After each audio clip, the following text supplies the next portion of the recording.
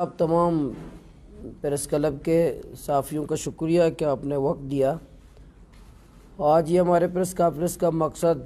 جو گزشتہ کئی مہینوں سے حق دو بلوچستان کو تحریک چل رہی ہے بلوچستان میں، گوادر سے شروع ہوا اور الحمدللہ گوادر کے مکران کے عوام نے بہت بڑی تعداد میں عوام نے، بہنوں نے، بچوں نے، بوڑھوں نے ہمارے اس تحریک کا ساتھ دیا اور دے رہے ہیں۔ 32 دن کا ہم نے دھرنا دیا گوادر میں، اور بلوچستان حکومت نے، وزیر اعلیٰ اس کی پوری ٹیم نے ہمارے ساتھ معاہدہ کیا، اور وہ معاہدات پھر اب تک ہم وہاں کے عوام اور بلوچستان کے عوام ہم مطمئن نہیں ہیں، تو الحمدللہ دوبارہ ہم نے اس 20 جنوری سے اپنے احتجاج کا سلسلہ شروع کیا ہے، اور 20 جنوری کو پہلا دھرنا اور ماڑا زیرو پوائنٹ پر ہزاروں ماہی گیروں نے وہاں شرکت کی۔ ابھی 3 فروری کو پسینی زیرو پوائنٹ ہم بند کر رہے ہیں انشاءاللہ، اور 10 فروری پھر پورا 1 مارچ تک یہ پوری تحریک ہماری چلے گی۔ اور اگر حکومت نے سنجیدگی کا مظاہرہ نہیں کیا اور اداروں نے سنجیدگی کا مظاہرہ نہیں کیا تو 1 مارچ کو ہم گوادر دوبارہ غیر معینہ مدت کے لیے گوادر پورٹ کو بند کریں گے، اور انشاءاللہ اس کے بعد کوئٹہ کی طرف بھی ہے، کوئٹہ کی طرف لانگ مارچ بھی ہے، کوئٹہ اسمبلی کے سامنے دھرنا بھی ہے، اور انشاءاللہ اس کی بھی پورے صوبہ بھر میں ہم تیاری کر رہے ہیں۔ اور اس حق دو تحریک بلوچستان کے جو مطالبات ہیں میں پوائنٹ وائز مختصر صرف آپ کے سامنے پیش کروں گا، بجائے کہ تفصیلی بات کرنے کے نکات وائز آپ کے سامنے رکھوں گا کہ ہمارے بلوچستان کے عوام کی آواز ہیں، اور بلوچستان کے عوام، بلوچستان کے نوجوان، بلوچستان کے ماہی گیر اور بلوچستان کی مائیں اور بہنیں وہ یہ چاہتی ہیں حکومت بلوچستان سے بھی، حکومت پاکستان سے بھی۔ پہلا ہمارا مطالبہ یہ ہے کہ ہمارے بلوچستان کے جتنے لاپتہ افراد ہیں وہ بازیاب کیے جائیں۔ اب یہ اندھا قانون نہیں چلے گا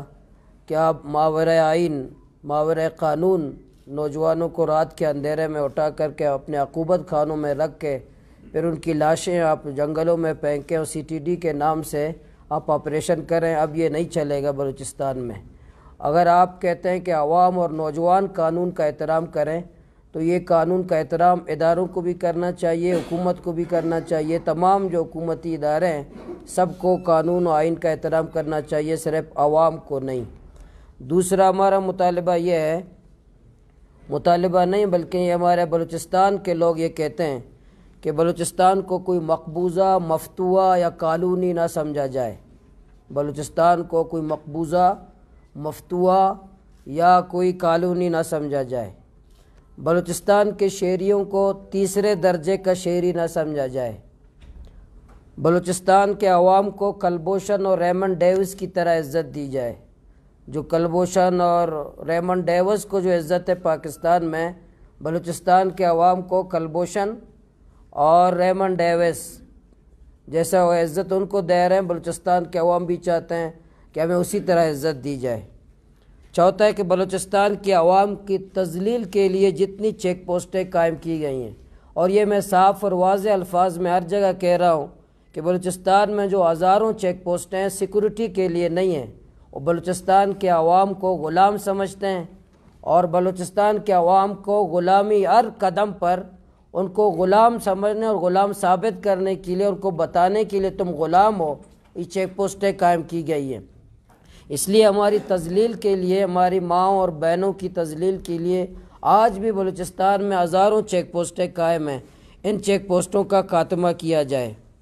اور اسی طرح بلوچستان کے وسائل کو لوٹنے کا سلسلہ بند کیا جائے۔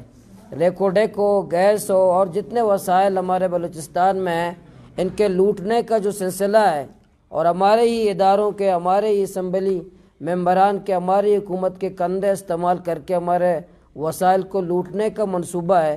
اسی طرح ریکوڈیک میں بھی لوٹنے کا اور کمیشن خوری کا منصوبہ ہے۔ ہمیں یہ بھی پتہ ہے کہ بلوچستان کے وہ سیاستدان جو اچل کر کے باتیں کرتے ہیں،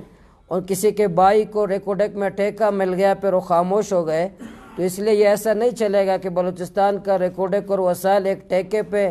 اور ایک کسی مراعات اور کمیشن پہ کوئی ہم سودا بازی بلوچستان کے عوام کریں گے۔ اس لیے بلوچستان کو لوٹنے کا جو سلسلہ ہے، ریکوڈیک کو لوٹنے کا، جو سیندک کو بھی لوٹ رہے ہیں، اسی طرح گیس جو لوٹ رہے ہیں وہ لوٹ بھی لیا ہے کافی حد تک، جتنے وسائل ہیں اس کو لوٹنے کا سلسلہ بند کیا جائے۔ اسی طرح بلوچستان میں ڈیتھ اسکواڈ ہیں جن کی سرپرستی ہمارے ادارے کرتے ہیں۔ جتنے کرائے کے قاتل بلوچستان میں ہیں، ڈیتھ اسکواڈ اب بھی بلوچستان میں موجود ہیں، ان ڈیتھ اسکواڈ کی سرپرستی ختم کی جائے، کرائے کے قاتلوں کی سرپرستی ختم کی جائے، کوئی ان کو کارڈ یا ٹکٹ کوئی کارڈ ان کو جاری نہ کرے، ان کے اسلحہ واپس لیے جائیں۔ یہ ہمارا مطالبہ ہے بلوچستان کے عوام کا بھی، بلوچستان کے نوجوانوں کا بھی، کہ ڈیتھ اسکواڈ کی سرپرستی بلوچستان میں ختم ہونا چاہیے۔ اسی طرح بلوچستان میں جو منشیات فروشوں کی سرپرستی ہے، بلوچستان میں 10 لاکھ نوجوان منشیات میں لت پت ہیں آج، 10 لاکھ نوجوان۔ تو یہ منشیات فروش دن کی روشنی میں منشیات کے اڈے چل رہے ہیں، ان سب کے باوجود کہ یہاں حکومتی ریٹ کی بھی دعوے کیے جاتے ہیں اور بتایا جاتا ہے کہ ہم قانون کی ریٹ چیلنج نہیں کرنے دیں گے، بڑے بلند و بانگ دعوے کیے جاتے ہیں، اپنے آپ کو منظم ثابت کرنے کی کوشش کرتے ہیں، اور یہ بھی بتاتے ہیں کہ ہماری اجازت کے بغیر کوئی پتہ بھی نہیں ہلتا، اور یہ بھی کہتے ہیں کہ پورے بلوچستان میں ہمارا قبضہ ہے۔ لیکن پھر سوال یہ کہ دن کی روشنی میں منشیات کے اڈے کیوں چل رہے ہیں، کن کی سرپرستی میں چل رہے ہیں؟ تو اس لیے بلوچستان کی مائیں اور بہنیں یہ بھی چاہتی ہیں کہ منشیات کے جو ہزاروں اڈے جو دن کی روشنی میں چل رہے ہیں یہ بند ہونے چاہیے۔ اسی طرح بلوچستان کے عوام یہ بھی چاہتے ہیں کہ سی پیک میں جو بلوچستان کے عوام کو چیک پوسٹیں ملی ہیں، بلوچستان کے عوام یہ سمجھ رہے تھے کہ ہمیں روزگار ملے گا،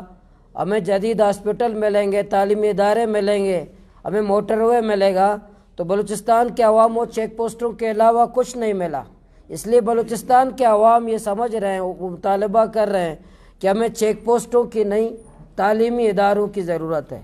ہمیں چیک پوسٹوں کی نہیں، جدید ہاسپٹل کی ضرورت ہے۔ ہمیں چیک پوسٹ نہ دی جائے، ہمیں ہاسپٹل دی جائے، ہمیں تعلیمی ادارے دی جائیں۔ بلوچستان کے عوام یہ کہہ رہے ہیں کہ ہمیں فوجی نہیں چاہیے، ہمیں کلاشن کوپ والے نہیں چاہیے، ہمیں قلم اور کتاب والے چاہیے، ہمیں قلم اور کتاب دے تاکہ بلوچستان کی جو جہالت ہے وہ اندھیرا ہے وہ دور ہو جائے۔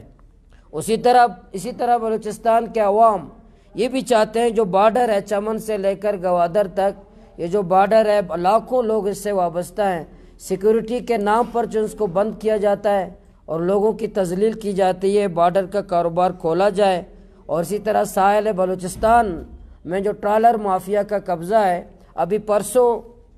ہمارے سمندر سے بھارتی ٹرالرز کو پکڑا گیا ہے، پرسوں۔ اب خود اندازہ لگائیں، بڑی ریٹ کے دعوے کیے جاتے ہیں، بڑے دعوے کیے جاتے ہیں، بھارتی ٹرالرز ہمارے جون 2021 میں چائنا کے ٹرالرز آئے تھے،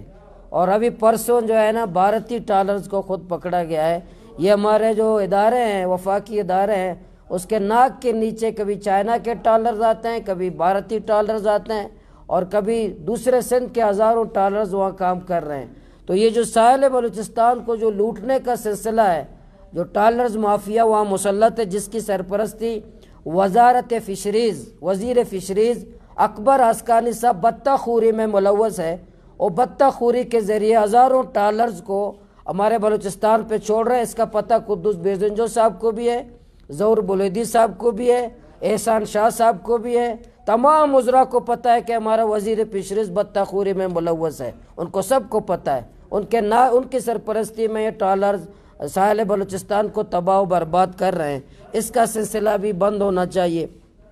اسی طرح اسامیوں کی جو خرید و فروخت ہے، بلوچستان کے ہر نوجوان کو پتہ ہے